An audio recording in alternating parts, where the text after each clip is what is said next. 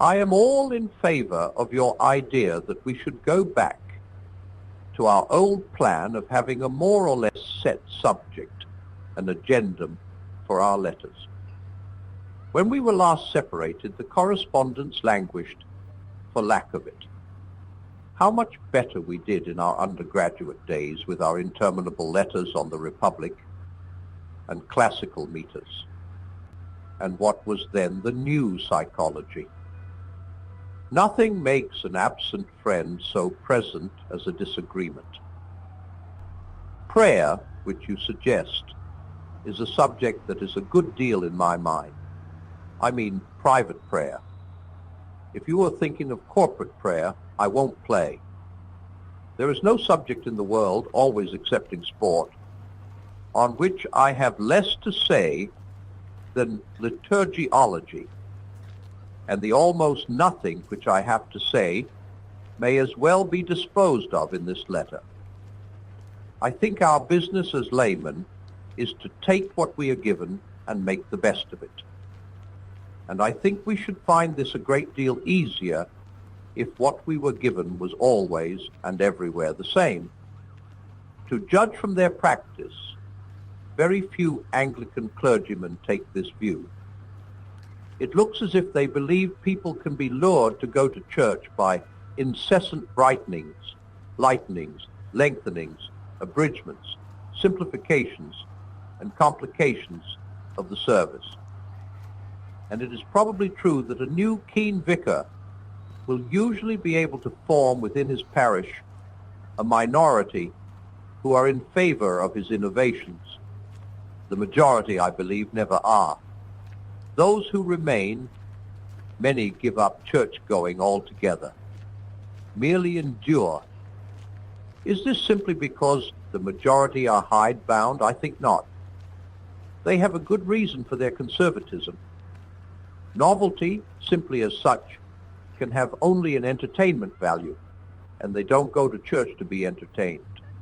They go to use the service, or, if you prefer, to enact it. Every service is a structure of acts and words through which we receive a sacrament, or repent, or supplicate, or adore.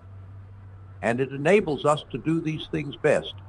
If you like, it works best when, through long familiarity, we don't have to think about it. As long as you notice and have to count the steps, you are not yet dancing, but only learning to dance. A good shoe is a shoe you don't notice. Good reading becomes possible when you need not consciously think about eyes, or light, or print, or spelling. The perfect church service would be one we were almost unaware of. Our attention would have been on God. But every novelty prevents this. It fixes our attention on the service itself, and thinking about worship is a different thing from worshiping. The important question about the Grail was, for what does it serve? 'Tis mad idolatry that makes the service greater than the God. A still worse thing may happen. Novelty may fix our attention, not even on the service, but on the celebrant. You know what I mean. Try as one may to exclude it, the question, what on earth is he up to now, will intrude. It lays one's devotion waste. There is really some excuse for the man who said, I wish they'd remember that the charge to Peter was feed my sheep, not try experiments on my rats, or even teach my performing dogs new tricks. Thus my whole liturgiological position really boils down to an entreaty for permanence and uniformity.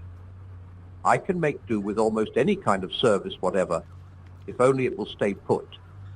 But if each form is snatched away just when I am beginning to feel at home in it, then I can never make any progress in the art of worship. You give me no chance to acquire the trained habit, habito dell'arte. It may well be that some variations, which seem to me merely matters of taste, really involve grave doctrinal differences, but surely not all. For if grave doctrinal differences are really as numerous as variations in practice, then we shall have to conclude that no such thing as the Church of England exists. And anyway, the liturgical fidget is not a purely Anglican phenomenon.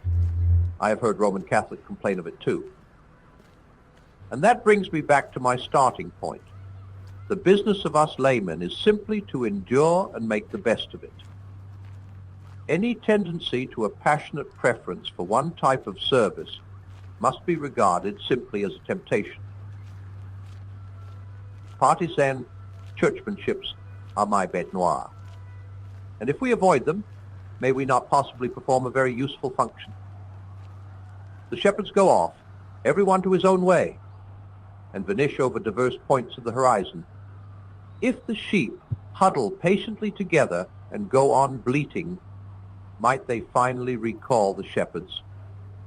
Haven't English victories sometimes been won by the rank and file in spite of the generals? As to the words of the service, liturgy in the narrower sense, the question is rather different. If you have a vernacular liturgy, you must have a changing liturgy. Otherwise, it will finally be vernacular only in name. The ideal of timeless English is sheer nonsense. No living language can be timeless. You might as well ask for a motionless river. I think it would have been best, if it were possible, that necessary change should have occurred gradually, and, to most people, imperceptibly, here a little and there a little, one obsolete word replaced in a century, like the gradual change of spelling in successive editions of Shakespeare. As things are, we must reconcile ourselves, if we can also reconcile government, to a new book. If we were, I thank my stars I'm not, in a position to give its authors advice, would you have any advice to give them? Mine could hardly go beyond unhelpful cautions. Take care. It is so easy to break eggs without making omelettes. Already, our liturgy is one of the very few remaining elements of unity in our hideously divided church. The good to be done by revision needs to be very great and very certain before we throw that away. Can you imagine any new book which will not be a source of new schism? Most of those who press for revision seem to wish that it should serve two purposes, that of modernizing the language in the interests of intelligibility and that of doctrinal improvement.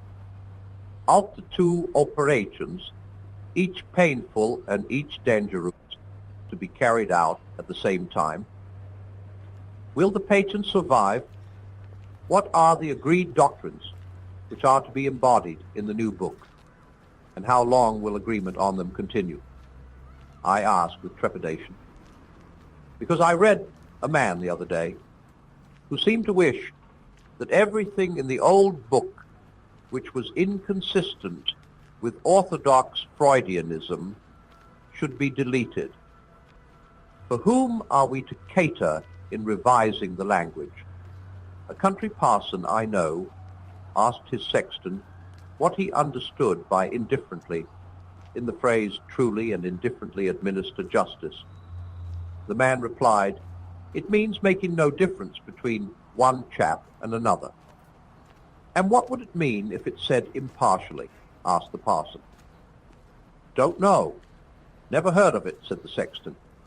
Here, you see, we have a change intended to make things easier. But it does so neither for the educated, who understand indifferently already, nor for the wholly uneducated, who don't understand impartially. It helps only some middle area of the congregation, which may not even be a majority. Let us hope the revisers will prepare for their work by a prolonged empirical study of popular speech as it actually is, not as we, a priori, assume it to be. How many scholars know, what I discovered by accident, that when uneducated people say impersonal, they sometimes mean incorporeal. What of expressions which are archaic, but not unintelligible? Be ye lift up. I find that people react to archaism most diversely. It antagonizes some, makes what is said unreal. To others, not necessarily more learned, it is highly numinous and a real aid to devotion. We can't please both. I know there must be change. But is this the right moment? Two signs of the right moment occur to me. One would be a unity among us which enabled the Church, not some momentarily triumphant party, to speak through the new work with a united voice. The other would be the manifest presence somewhere in the Church of the specifically literary talent needed for composing a good prayer. Prose needs to be not only very good, but very good in a very special way. If it is to stand up to reiterated reading aloud. Cranmer may have his defects as a theologian, as a stylist. He can play all the moderns and many of his predecessors off the field. I don't see either sign at the moment. Yet, we all want to be tinkering. Even I would gladly see, let your light so shine before men, removed from the offertory. It sounds, in that context, so like an exhortation to do our alms, that they may be seen by men. I'd meant to follow up what you say about Rose Macaulay's letters, but that must wait till next week.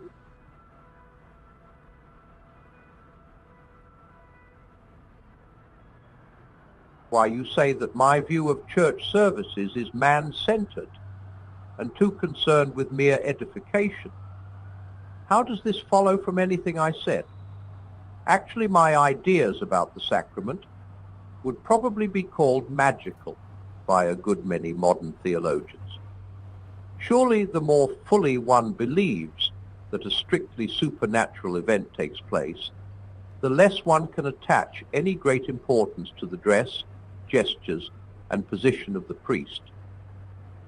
I agree with you that he is there not only to edify the people, but to glorify God. But how can a man glorify God by placing obstacles in the way of the people?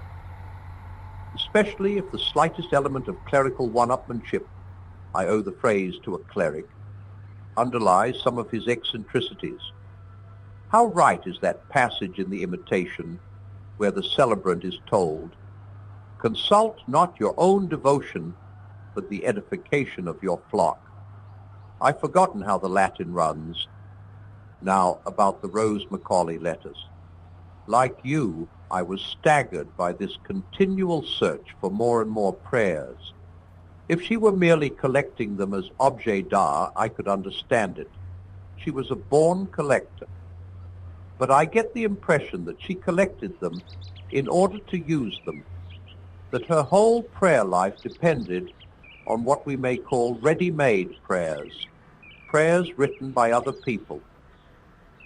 But though, like you, staggered, I was not, like you, repelled. One reason is that I had, and you hadn't, the luck to meet her. Make no mistake, she was the right sort, one of the most fully civilized people I ever knew. The other reason, as I have so often told you, is that you are a bigot. Broaden your mind, Malcolm, broaden your mind. It takes all sorts to make a world, or a church. This may be even truer of a church. If grace perfects nature, it must expand all our natures into the full richness of the diversity which God intended when he made them, and heaven will display far more variety than hell. One fold doesn't mean one pool. Cultivated roses and daffodils are no more alike than wild roses and daffodils. What pleased me most about a Greek Orthodox Mass I once attended was that there seemed to be no prescribed behavior for the congregation. Some stood, some knelt, some sat, some walked. One crawled about the floor like a caterpillar. And the beauty of it was that nobody took the slightest notice of what anyone else was doing. I wish we Anglicans would follow their example. One meets people who are perturbed because someone in the next pew does or does not cross himself. They oughtn't even to have seen, let alone censured. Who art thou that judgest another's servant? I don't doubt, then, that Rose Macaulay's method was the right one for her. It wouldn't be for me any more than for you. All the same, I am not quite such a purist in this matter as I used to be. For many years after my conversion, I never used any ready-made forms except the Lord's Prayer. In fact, I tried to pray without words at all, not to verbalize the mental acts. Even in praying for others, I believe I tended to avoid their names and substituted mental images of them. I still think the prayer without words is the best, if one can really achieve it. But I now see that in trying to make it my daily bread, I was counting on a greater mental and spiritual strength than I really have. To pray successfully without words, one needs to be at the top of one's form. Otherwise, the mental acts become merely imaginative or emotional acts, and a fabricated emotion is a miserable affair. When the golden moments come, when God enables one really to pray without words, who but a fool would reject the gift? But he does not give it, anyway, not to me, day in, day out. My mistake was what Pascal, if I remember rightly, calls error of stoicism, thinking we can do always what we can do sometimes. And this, you see, makes the choice between ready-made prayers and one's own words rather less important for me than it apparently is for you. For me, words are, in any case, secondary. They are only an anchor, or, shall I say, they are the movements of a conductor's baton, not the music. They serve to canalize the worship or penitence or petition which might without them, such are our minds, spread into wide and shallow puddles. It does not matter very much who first put them together. If they are our own words, they will soon, by unavoidable repetition, harden into a formula. If they are someone else's, we shall continually pour into them our own meaning. At present, for one's practice changes, and I think ought to change, I find it best to make my own words the staple, but introduce a modicum of the ready-made. Writing to you, I need not stress the importance of the homemade staple. As Solomon said at the dedication of the temple, each man who prays knows the plague of his own heart, also the comforts of his own heart. No other creature is identical with me, no other situation identical with mine. Indeed, I myself and my situation are in continual change. A ready-made form can't serve for my intercourse with God any more than it could serve for my intercourse with you. This is obvious. Perhaps I shan't find it so easy to persuade you that the ready-made modicum has also its use. For me, I mean, I'm not suggesting rules for anyone else in the whole world. First, it keeps me in touch with sound doctrine. Left to oneself, one could easily slide away from the faith once given into a phantom called my religion. Secondly, it reminds me what things I ought to ask, perhaps especially when I am praying for other people. The crisis of the present moment, like the nearest telegraph post, will always loom largest.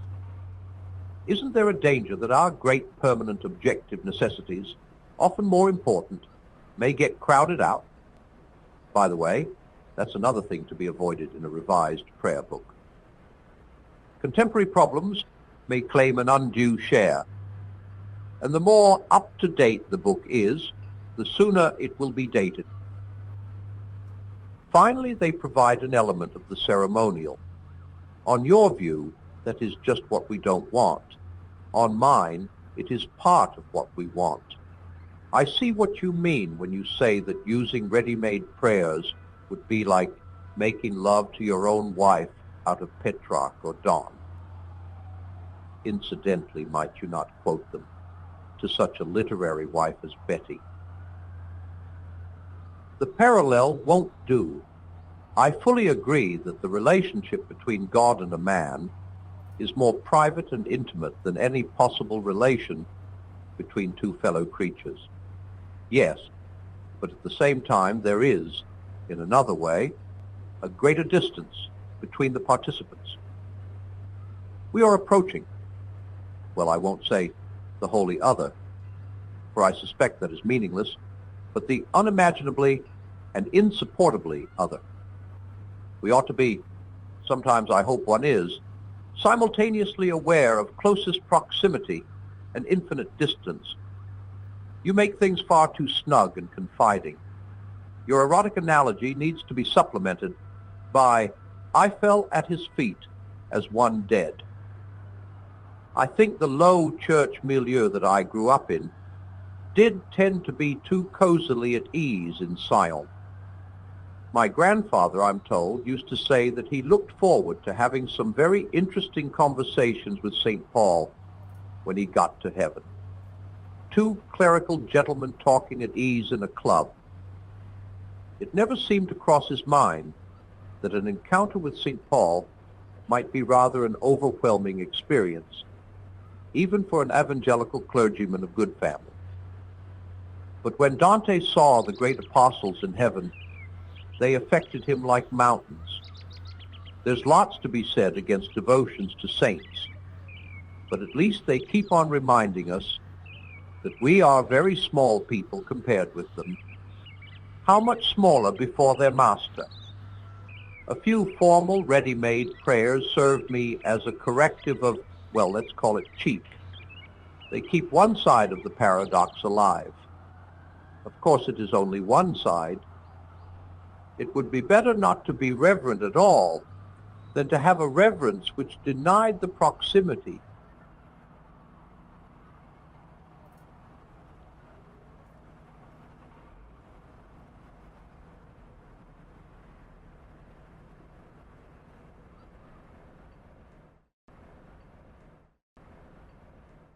Money can be restored. Property can be restored. Broken down cars, stripped painting, old houses. Relationships can be restored. But one thing that can never be restored is time. Time flies and it does not return. Years pass and we never get them back.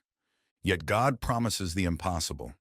I will restore the years that the locust has eaten. Joel 2:25.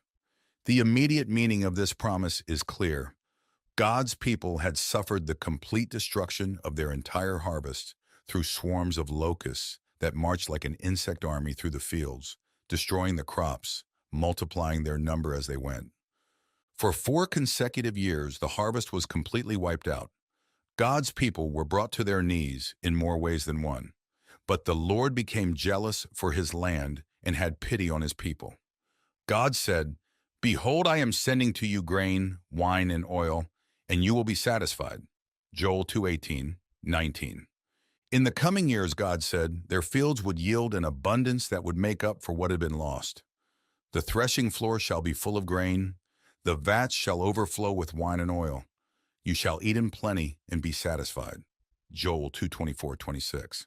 This wonderful promise for those people meant that years of abundant harvest would follow the years of desolation brought about by the locusts. But God has also put this promise in the Bible for us today. What do lost years look like for us? Lost years, or locust years, are years that you can't get back, and they come in many varieties. Lost years are fruitless years. The feeling of fruitless years can be compared to a land that, despite being carefully cultivated, yields no harvest. It's the feeling of looking back and seeing a field that should be teeming with life and growth, but instead lies empty or devastated. These lost years can be marked by incessant efforts, where every drop of sweat and every hour of work seem to have been in vain. Fruitless years are like seeds planted with hope but never sprout. They are meticulously planned projects that never materialize or cherished dreams that fade before becoming reality. For the individual who invested their time, these years can feel like a void, a space where success should reside but now echoes with the sound of disillusionment.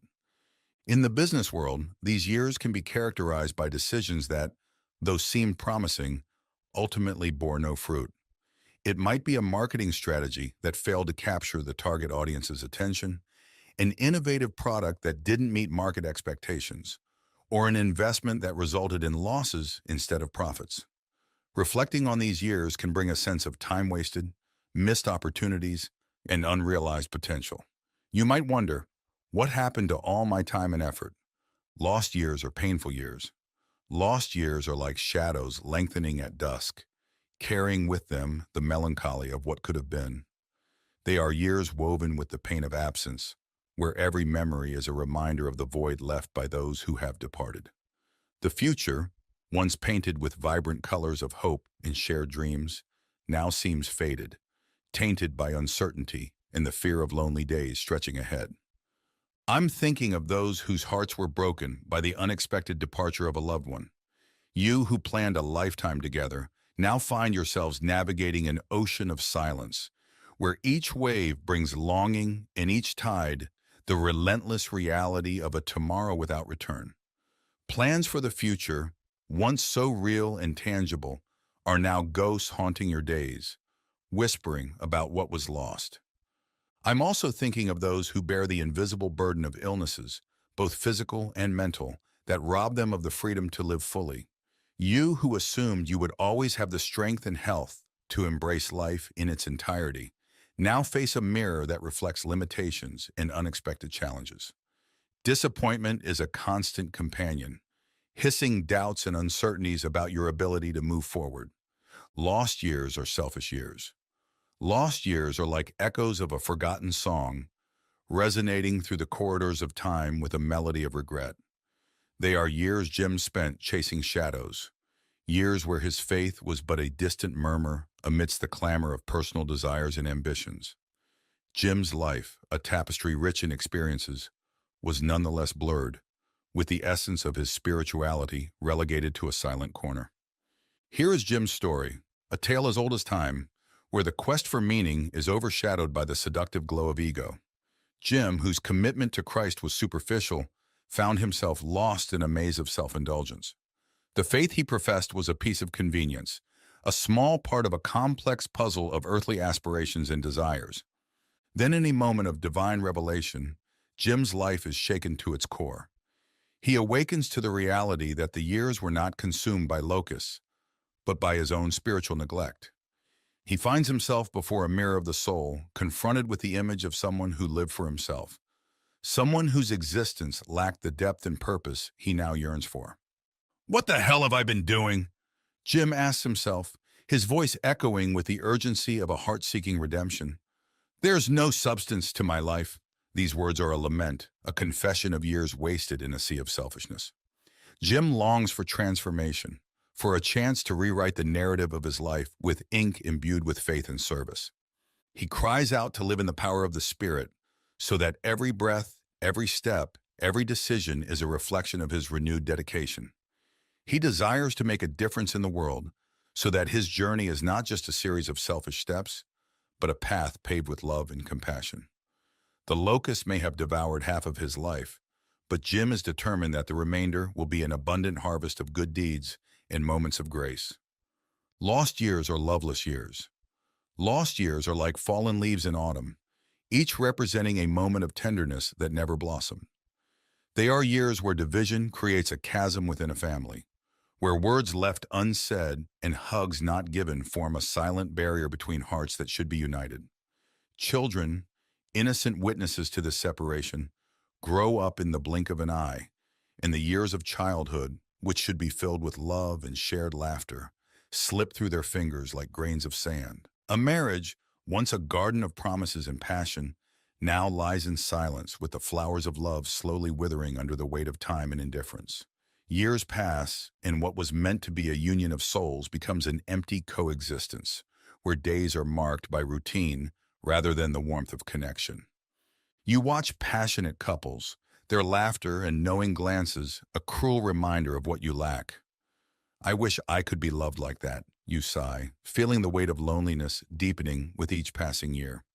Or perhaps you are still waiting for that special person, someone to share the days and nights with, someone to make the years worthwhile. But it seems the years are flying by, each faster than the last, and the hope of reclaiming lost time fades. The locusts, voracious, devour not only the fruits of your garden, but also the moments of love you crave. They leave behind only the memory of a time that could have been different, a time that now seems irretrievable. Lost years are rebellious years. Lost years are like rushing rivers of rebellion, where turbulent waters reflect a desire to break away from what is familiar and safe. Perhaps you grew up surrounded by blessings, but within you burned a flame of dissatisfaction, a longing to defy expectations and explore unknown territories. This desire, though not fully understood, was a powerful force driving you away from the path laid out for you. You surrendered to this rebellious impulse, seeking in the undertow the freedom you believed essential to your identity. But rebellion, with its promises of autonomy and adventure, often carries a hidden price. Instead of pleasure, it brought you pain. The pain of discovering that absolute freedom is an illusion, that every choice has its consequences, and that every act of defiance leaves its mark. Now, looking back, you feel the weight of regret for the years that have passed, years that the locusts of rebellion consumed mercilessly. These are years marked by missed opportunities, broken relationships, and shattered dreams. Rebellion, which once seemed to be the key to fulfillment, has revealed itself to be a road paved with thorns of regret. Lost years are misdirected years. Lost years are like roads unfolding in unexpected directions, leading to unplanned destinations. They are the paths you chose in your career or in college, trails that seemed promising but turned out to be dead ends. You walked these roads hoping to find your place, but instead found yourself displaced, an enigma in a puzzle that doesn't fit. Often, in moments of reflection, you ask yourself, how did I end up here? The mind fills with if-onlys and what-ifs, a litany of regrets and unrealized possibilities. If only I had made that move. If only I had seized that opportunity. If only I had chosen a different path. These thoughts are like ghosts haunting your days, whispering about missed chances and decisions that could have changed everything. But the moment has passed, and with it, the opportunities that once lay within reach. Time, relentless in its march, does not allow for turning back. You are left with the years of locusts, years that seem to have been devoured by indecision and misfortune. They are years you wish to reclaim, to rewrite, but now reside only in memory, as reminders of a time that cannot be altered. Lost years are years without Christ. Lost years are years that pass without the presence of a faith that gives meaning to existence. For those who find in Christ a path of life, each year without this connection may seem like a year consumed by locusts, where the potential for growth and renewal has been devoured by doubt and emptiness. The journey without Christ is seen by some as a trek through a spiritual desert, where the search for direction and purpose often meets with the quicksand of uncertainty. It's a time when questions about the meaning of life remain unanswered, and the longings of the heart find no echo. When someone discovers faith in Christ later in life, they often reflect on the previous years with a mixture of regret and gratitude. Regret for the time they feel they did not live fully, and gratitude for redemption and a fresh start. How much folly I would have avoided, they may say, thinking of the choices and paths that could have been different. How much more good could have been done in my life, they reflect, considering the missed opportunities to do good and to grow in spirit. Take heart. There is hope because God can restore your lost locust years. He does so in three ways. God can restore lost years by deepening your communion with Christ. God, in His infinite wisdom and grace, has the power to redeem and restore the years that seem to have been lost in a person's life. Through a deeper communion with Christ, those who have felt distant or astray can experience a spiritual renewal that not only compensates for lost time, but also enriches the soul with a deeper understanding and appreciation of divine love. You will know that I am in the midst of Israel and that I am the Lord, your God. Joel 2:27. This powerful statement is a reminder that even in the darkest moments, God does not abandon us. He is always present, waiting to welcome us back into his loving arms. For those who have suffered greatly, whether due to life circumstances or personal choices, the promise of communion with the Lord is a source of comfort and hope. It is a communion that transcends anything they may have known before, richer and more satisfying than formal religious practices. Christ, the mediator between God and humanity, is always ready to restore the years consumed by the locusts of life.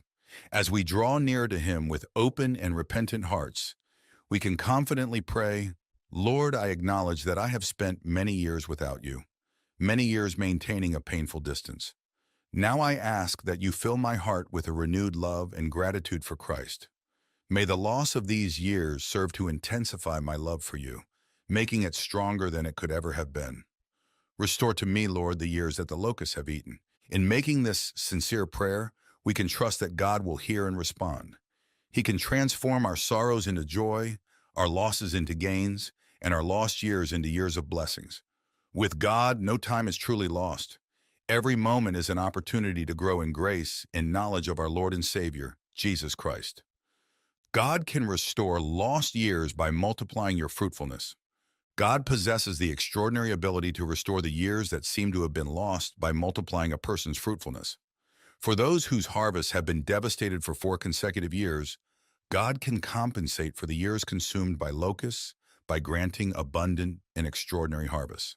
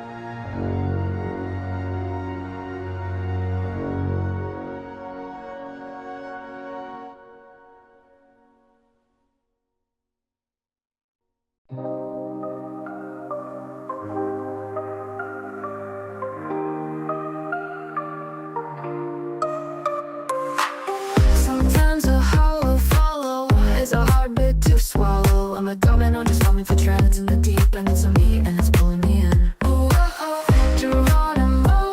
Oh, oh, oh, oh, oh, Geronimo. Oh, oh. My motto's always been to be the guy who has your back. I crescendo and bail my heart out on every track. I need bravos and thanks, and we need you, we want you here. I worry every single night that this dreamland will disappear. I need you here. Oh, oh, oh, I need you here. I dream of tomorrow, dear. I need you now. Our team is forever here in the deep end. It's so neat and it's pulling me in. Oh, oh, oh, oh, Geronimo. Oh, oh, oh, oh, calling out, it's a desperate shout. Can you hear me clear? When the spotlight fades and the cheers die down, will you still be near? I'm chasing fame in a paper plane. Can't you see it's true? But the wind's so strong and it feels so wrong when I'm without you. Oh, oh, oh. Oh, oh, oh. I'm without you. But if I fall, will you catch me at all? When the curtain's drawn and the echoes are gone, who'll stand tall? I'm reaching out, it's a final call. Can you be the light in this fleeting world where the shadows swirl? Will you hold me tight? My motto's always been to be the guy who has your back. I crescendo and wail my heart out on every track.